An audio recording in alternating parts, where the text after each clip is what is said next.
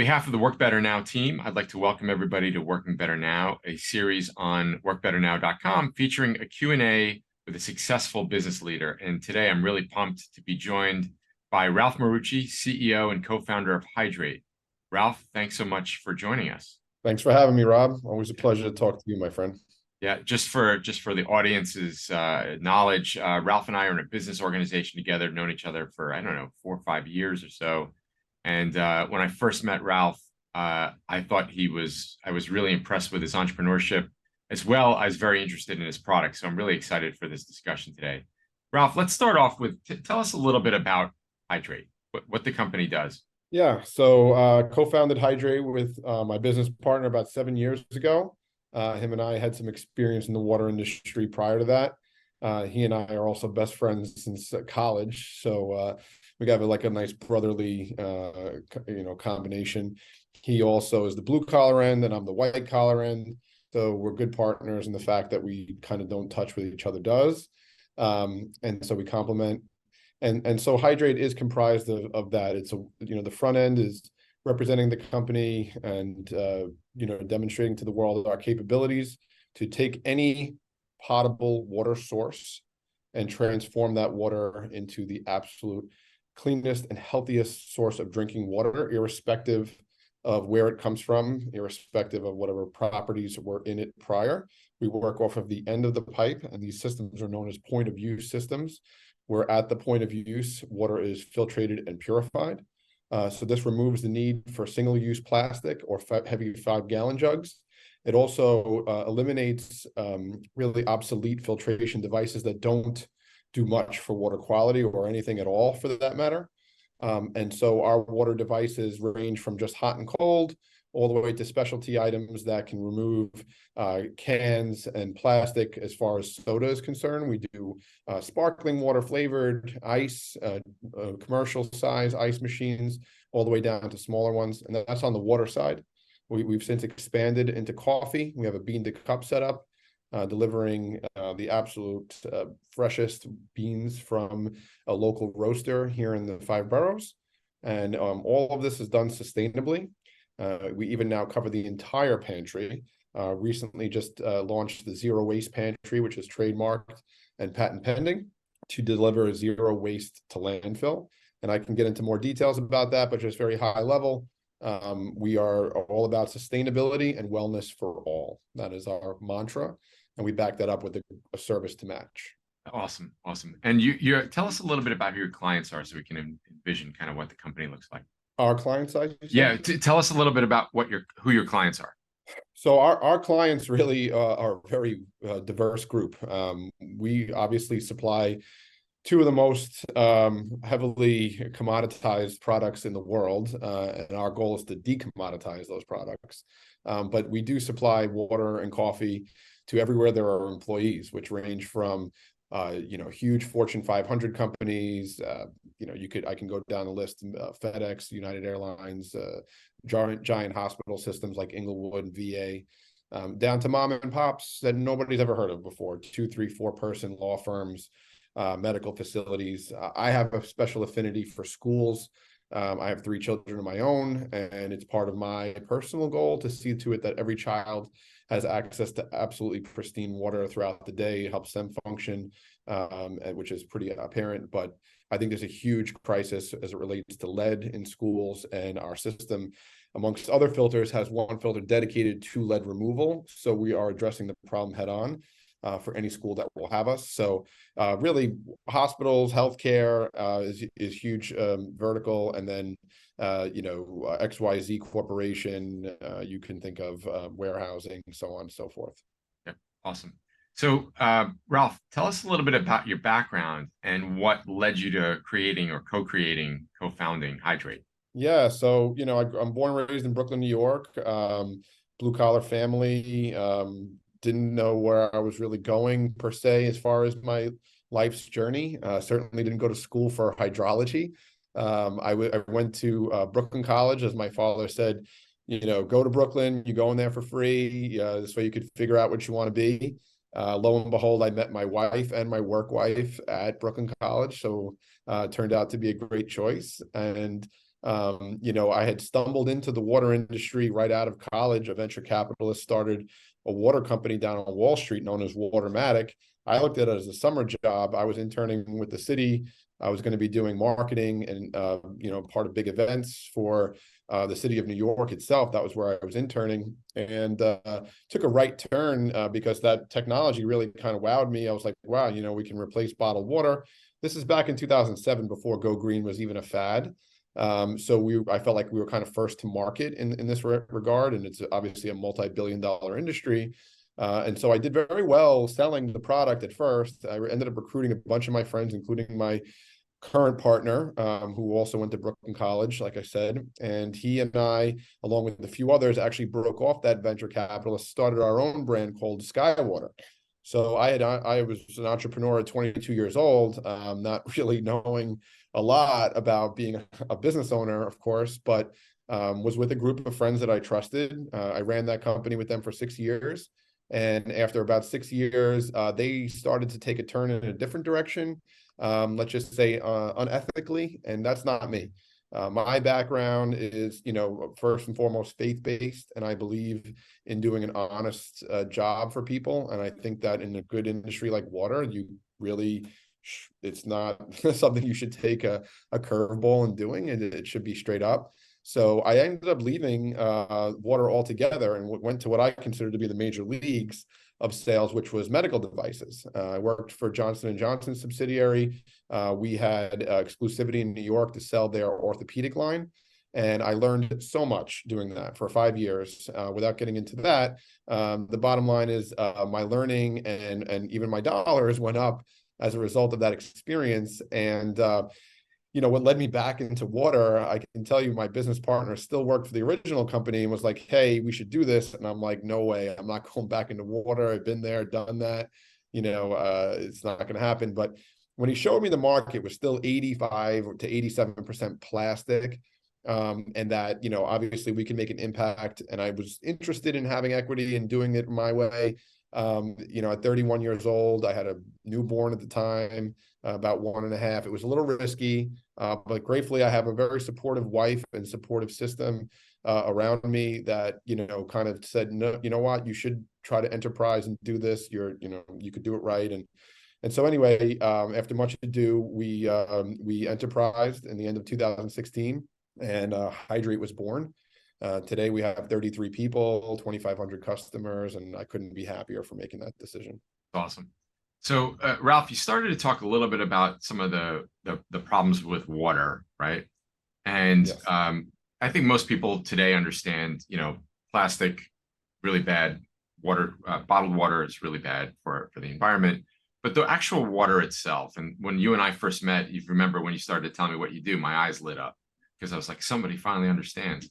So tell us a little bit about water. I think, most of us, we live in a town or a city, and part of the government's responsibility is to bring us water, and we assume that it's all fine. Tell us what people need to know about water. Yeah, I appreciate that question, because for me, the biggest go-to-market strategy that I have in a lot of ways is education. I think there lacks a lot of education and innovation in this space. And so part of my, when I'm talking to people about what we do, it really is an educational time where I can say, hey, water the way you kind of know it may not be everything that, is cracked up to be. So the reality is there's two different arguments. There's one that says bottled water is no good because of the microplastics, and they're right. And then there's another argument that says the tap water is no good because of their aging infrastructure, and the pipes are just very old in so many ways, and they're also right. So I believe that there's a kind of a middle ground where we could take fresh flowing water, not packaged in plastic, right? Because when water is in plastic, it's stagnant and it's going to absorb its surroundings, therefore leaching the plastic into the water. And we take in about a credit card's worth of plastic every week, which is obscene. So that's on the plastic side. So you want it fresh flowing, but again, that aging infrastructure is going to leave behind lead, mercury, arsenic, permanent chemicals like we're seeing especially in New Jersey, PFAS. Many people are hearing about in their township. So what to do? It's to work off of that existing pipe, using a comprehensive set of filters. Now, people will say, "Oh, I've got a filter. I'm good. I've got The filtration." Brita filter, right? The Brita filter Brita is filter is right. so common. What a Brita filter, like any singular filter, is only going to remove a singular amount of things. So you have organic and inorganic compounds and items that are found in your drinking water that need to be eliminated. However, a Brita filter can only remove organic or inorganic. So you'd say, okay, well, maybe we'll get two filters. We'll get a sediment filter and a carbon filter. That's a really good job. You're taking out dirt, rust, silt, chemicals, solvents, chlorine, but the heavy metals are still left behind. Lead, mercury, and arsenic, these type of things. So what we use is sediment and carbon, just like you're used to, perhaps in a good setup. We could take it another huge step further using reverse osmosis, which many of you are familiar with from your chemistry classes. But RO will strip the water down to zero.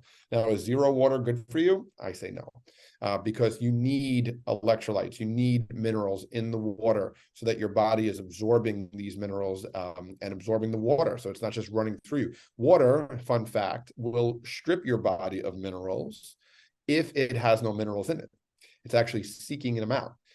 Which was an eye opener even for me a couple of years ago, as I realized, wow, we can't just leave people with RO, even though we have a post carbon filter after RO, which does leave carbon behind and is helpful.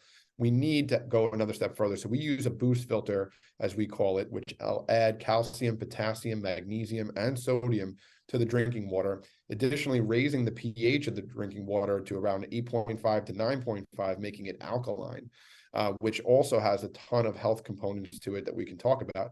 Finally, though, in the final stage, after it's gone through filters, in the holding tank, meaning after it's filtered, it sits there waiting for you to dispense the water, cold or hot. It can't just be stagnant in there either, because every time you dispense the water, a trace amount of air will get inside of the holding tank. Air plus water create life, but not the kind of life that we like, the kind of life that will create bacterial growth. And if you have this system for years, like many people do, they don't even realize the amount of bacteria, viruses, or parasites that can develop inside of their holding tank. So we use activated oxygen, which is an O3 or ozonation. You can Google that, to purify even the holding tank of bacterial substances or anything microbiological, so that you are drinking just H2O and electrolytes, which is what your body craves. So we think we found a really nice sweet spot between fresh flowing water and packaged water, giving you kind of the best of both worlds and then some. And it'll never run out, and it'll always be cold or hot at the point of use, so it's convenient, which I think is the thing most people realize right away. Awesome. Thank you so much for that. Again, I think people need to understand that just because water's coming out of a tap, it may not be as healthy as you think, and it's a lot more complicated than you think. I would also just recommend, if anybody wants more information on this, I loved Andrew Huberman's podcast on water. You just Google it; it's open to everybody. Huberman's great, yeah, and yeah, I think that would be a really great concept to follow after. Yeah. So let's go back to Hydrate from a business perspective. As a growing company that, where there's really strong demand, as that education from you and other sources is out there, you must have a ton of opportunities, right? You can expand geographically, you can expand into different customer segments, you can expand into different product lines, as you've already done. How do you or your leadership team, how do you decide what to focus on? Because you can't go after everything. That's a recipe for disaster. What's your process for that? Yeah, it's a great question, because I'll never forget the first day me and my partner started. We looked up at the tall buildings in Manhattan. We're like, okay, where do we begin? And we just started by going to our original customers with that first company, people that we had relationships with, and we just pretty much told them our story. And it was pretty convenient to swap some of those folks over. But modern day, bringing it to today's day and age, there's been some changes in the landscape of our business world, even local laws like Local Law 97 that are enforcing that buildings over 25,000 square feet watch and take note of their energy usage. So we play a small role in that in the pantry. And so what we have done is we started to just target some of the largest companies in our area. Fortunately, being in New York City, pretty much all of those major Fortune 500 companies exist here in some fashion or even headquartered here. So we have a sales team that, many of them are boots on the ground that We have targeting those larger firms at the moment. Obviously, we have a ton of word of mouth at this point, thankfully, which also helps us pick up some of the more onesie, twosie accounts. But, this current age today, as opposed to many years ago where I was interested in just meeting with anyone, I think it makes more sense for us to meet with the largest firms in the world because of our unique go-to-market right now, which is the zero waste pantry. We are first to market doing that, and we are trademarked in this respect, so we have some protection. And because this is a unique disruptor in a space that, like I said before, doesn't have much innovation, we are turning some really large heads at the moment. And so we feel as though in a world where there could be more and more consolidation happening through M&A and so on, we feel as though if we capture some of the larger firms' business, when they capture, through acquisition, other firms will just get that through trickle down. And so we're always interested in just forging good relationships with good companies that are going to be around for a long time. Obviously, that makes sense for them to work with people that actually care, and it makes sense for us to work with people that are going to be, doing business hopefully for a very long time. So we have some ancient institutions like the American Museum of Natural History, and we have some, more modern day techier firms that are still growing and scaling, even despite the virtual culture. They have still an office presence that requires quality amenities, and that's where we come in. Gotcha. Yeah. So it's what I took away from that is you decided that there's a big opportunity with big companies, which makes a lot of sense, right? It's a bigger price ticket. It might be a longer sales cycle, and then it seems like, tell me if I got this right, or maybe I'm not getting it right. It seems like the zero waste pantry side of the business was a way to really accelerate your penetration into the big companies, because that's all on their radar with ESG and all of that other stuff. Yeah, so yeah, you're exactly right. In fact, the bottom line there is that we can check off a major box of sustainability for them, but also what we're finding is that they prefer, and I think this just makes sense, that people prefer to deal with one vendor instead of several, and trying to piecemeal together their needs as it relates to the four walls of a kitchen and break room. Why go to 4 different sources when you can go to one who is local, reliable, nimble in terms of service? We have a 5-star rating as it relates to service and quality. So I think when they look into who we are and the fact that we're also checking off the sustainability and wellness box, that they seem to feel the value equation associated with our business is a little bit more compelling. And so we feel the same way. And I think it just makes sense to marry the two at this current age that we're living in. Gotcha. Awesome. Yeah. So Ralph, you're also a Work Better Now client, which we appreciate. I was very excited when you partnered with us. Your Work Better Now remote professional, Corrine, is, I believe she's in your billing and collections department, right? She is, yeah. She's been with you maybe for a little over half a year. Can you tell us about the experience that you've had with Work Better Now and working with Corrine? Yeah, it was better than I actually imagined. I didn't know that Work Better Now was going to come with a success coach and somebody who would kind of be in between, as sort of a liaison between the end user, our employee and our business. And so, I was a little concerned at first, like, I didn't really have too many virtual people and the 2 people I had virtual, I knew personally. So it was like a little bit of a trust there. Obviously, I trusted and liked you and know you're personally great, but you're not going to be the one working for me. Some person in some other country is going to be working for me. So I was a little weary, but we had a need.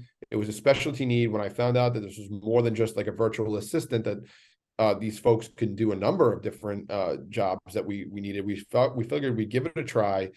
What we found was that, like I said, having somebody come alongside Corrine and be kind of, like I said, that point person liaison at first was very easy to transition. In fact, all the people we interviewed were impressive. It was actually hard to choose. But also, Corrine gives us great feedback on a daily basis as an end of day report that we get as it relates to billing and collections, which keeps everything very transparent. Anytime we need her, she's very accessible. She's professional. We feel as though we hit a home run in many ways, especially because of the price point. I think that makes it a no-brainer for anybody to at least try a virtual assistant through your firm. And so to this day, you know, she's done a great job at helping us with our billing and collections, and she takes feedback very well. So I think it's been a great experience overall, and we look forward to potentially bringing on more virtual assistants as time goes on. We're looking forward to that as well. And thanks for sharing some of that information on Kareen. Last question with respect to Kareen. What has having Kareen enabled you and Hydrate to do? Well, first and foremost, like I said, we had a need for billing and collection. So just the job itself, of course, right? And fulfilling that role and for our firm. And again, as I mentioned, doing so economically, where I didn't have to necessarily, you know, break the bank in order to bring somebody on in that capacity. So what it's enabled us to do is it, you know, frees up kind of some resources for us to, you know, continue to expand the operation, dip it into marketing more. So everybody always needs more sales. So if you can, you know, free up resources for more sales, that can generate more revenue for the firm. And in her particular role, she actually is bringing about a return because she helps collect money from people that, you know, haven't paid on time or paid well. So, you know, in relevance to her in our individual circumstance, it's been like what I would call in football a pick six, right? They were about to score on us. Instead, we took the ball and went the other way. So it was a 14-point swing, as I like to look at it. So it's been a really big value add for sure. Awesome. Awesome.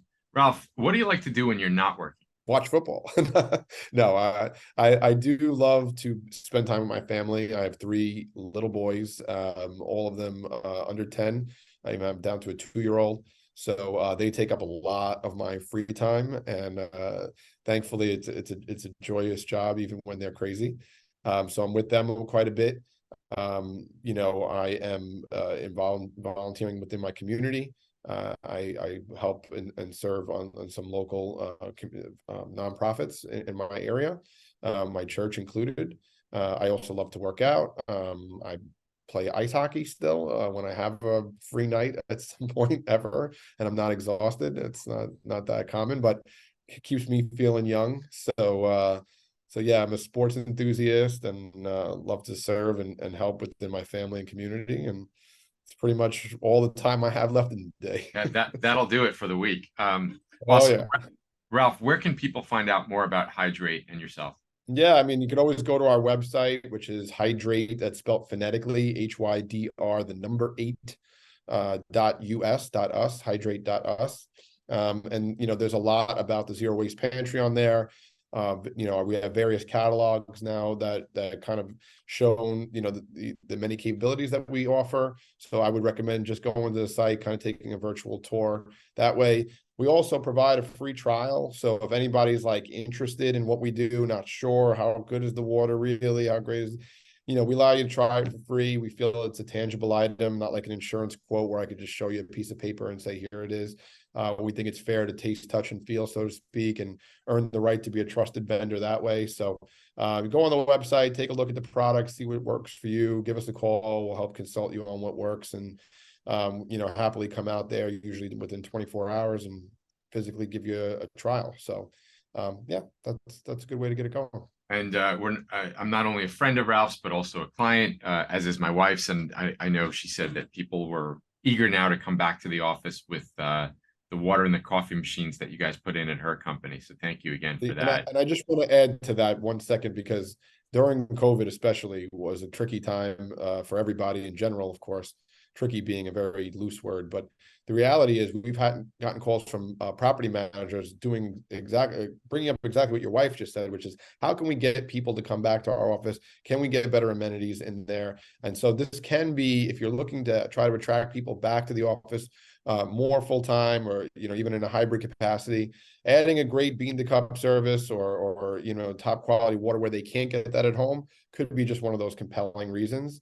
And I'll also say during COVID, we innovated and went hands-free, which is still an option today to make these very communal touch points touchless.